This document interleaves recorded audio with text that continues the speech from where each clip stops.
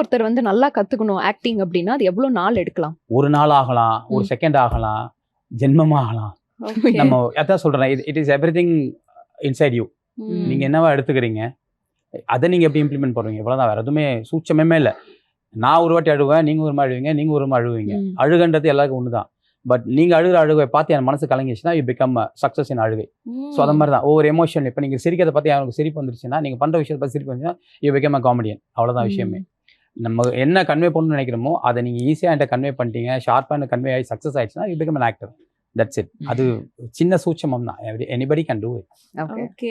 But நடிப்புன்றது ஒரு இயல்பா வர விஷயமா இல்ல கத்துக்கிட்டா நடிப்பு வருமா? லைக் உங்களை பொறுத்த வரைக்கும் என்ன கருத்து?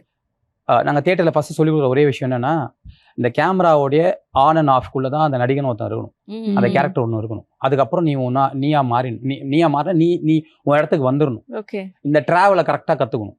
இல்லை நான் ஒரு சீன் அப்படியே வெறித்தனமாக நடிச்சிட்டேன், அந்த கேரக்டர் விட்டு வெளியே வர முடியலன்னா, but there is something problem with your mental in the sense like பிரெயினில் ஏதோ பிரச்சனை இருக்குன்ற மாதிரி தான் அர்த்தம். அது தட் இஸ் நாட் குட். அது ஒரு ஆரோக்கியமான விஷயம் இல்லை. Even the doctor will say like that is not good for you அப்படின்ட்டு. நான் நிறைய கிளாஸ்லேயே பசங்கிட்ட சொல்லுவேன். ஜோக்கர்னு படம் பார்த்துருக்கீங்களா? ஜோக்கர்னு படம். அதில் ஜோக்கின் ஃபீனிக்ஸ் வந்து அந்த கேரக்டர் பண்ணிட்டு கிட்டத்தட்ட ஒரு 6 மாதம் வந்து he can't come out of the character. இதுக்கு அந்த கேரக்டர் பண்ணிட்டு. ஸோ அந்த அளவுக்கு ஒரு விஷயம், அதாவது நான் பண்ற ஆக்ட் என்ன பாதிச்சிடக்கூடாது, நான் பண்ற ஆக்ட் அவங்களுக்கு தான் போய் சேரணும்.